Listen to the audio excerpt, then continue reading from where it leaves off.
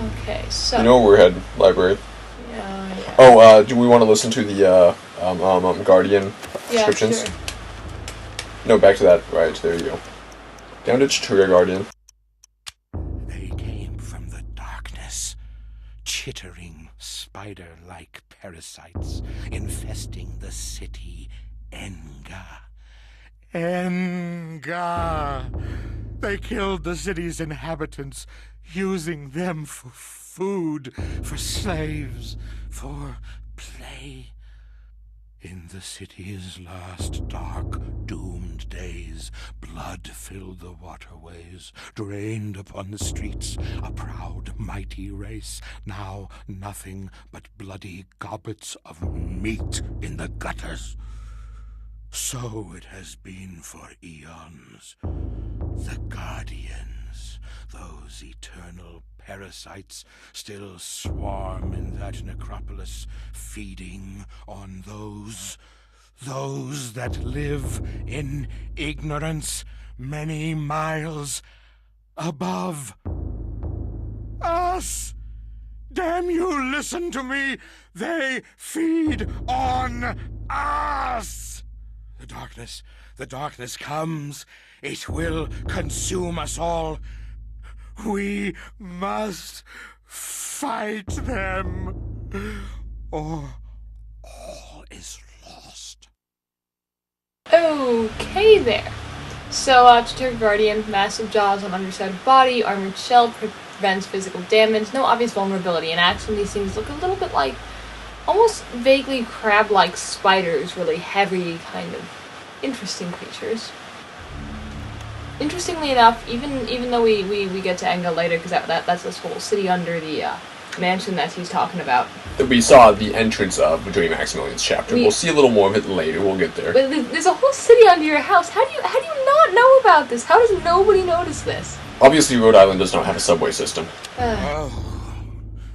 Oh, gibbering insanity, wrought in flesh as though an artist had sculpted it. Created from nothing by their mistress, Xel'lotath, a canvas as grotesque as any.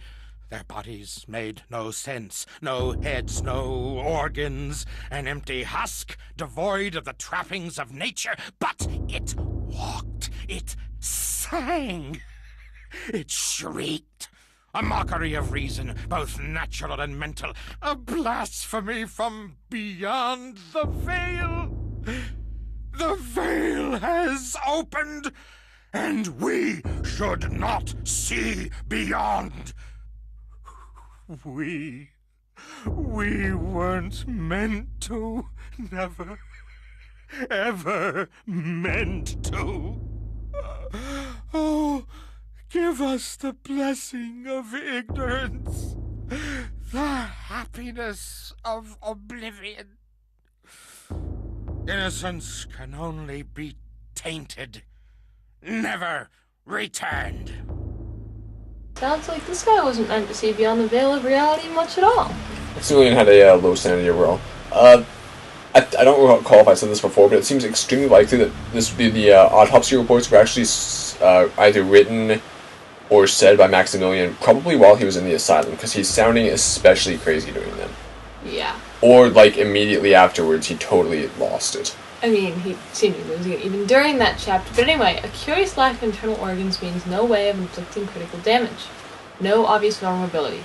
Kind of looks like two human spines set into one lower body, except that there's a foot and an arm, and two upper bodies are without heads.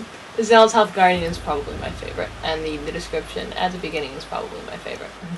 Deep in those ancient caverns, a great city was lost. Long before we, humans, long before.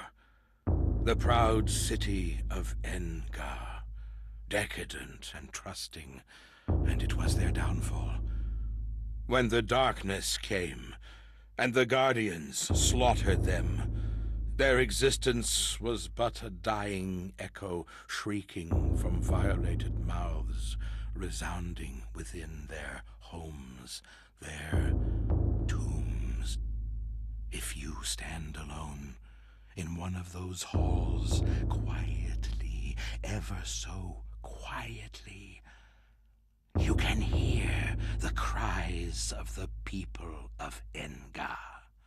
Rent apart by the unseen claws of the Guardians, their echoes still linger, as do their souls.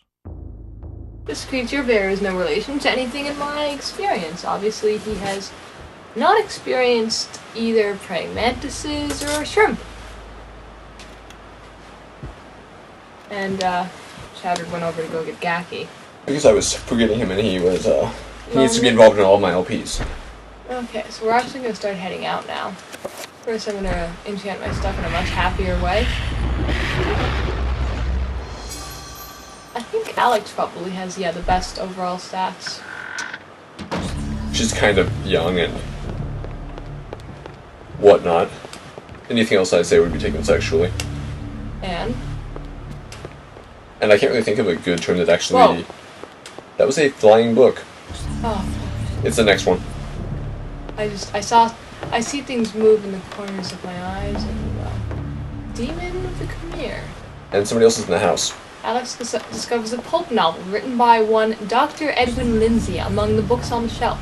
This is where the Tome of Eternal Darkness indicated that something of value was hidden behind this book. Should Alex look behind the book? Well, of course. We won't actually need this till the end of the game. With the book removed, a secret cache is revealed. Inside is the heart of Mantarok, encased in glass to protect the world from its corrosive energies. Apparently glass is, to this what lead is to kryptonite. Should Alex claim the heart of Mantarok? Yes. I mean, maybe it's laced with lead. Lead seems to do a fair job at blocking magic, at least in other universes. Okay. Could work. Which spells do we get? Summon Trapper, that's not the one we're going to use. No, I know what we're going to use. Okay. Oh, Dispel. Yeah. Works for me.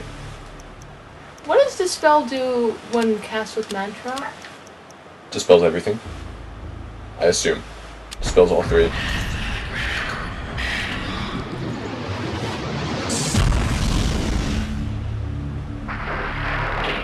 And there's a page floating in midair that's a tad odd. As the magical window fades away, the piece of parchment that the maiden was holding is... That the maiden was holding is left behind. That is left behind, floating in midair. It appears to be a chapter page. Should Alice receive the chapter page? Heresy. Cue cutscene. As per usual arrangement.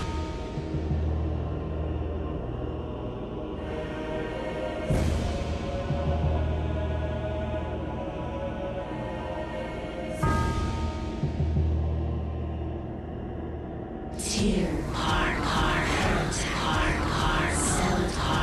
9-point spell. I wish we had those. Look what you get to summon.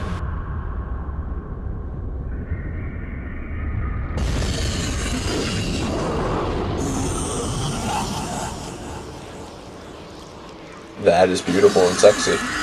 That is wonderful. I am not your food today. I am your master. Your task is to guard the artifact before you. Let no one touch it.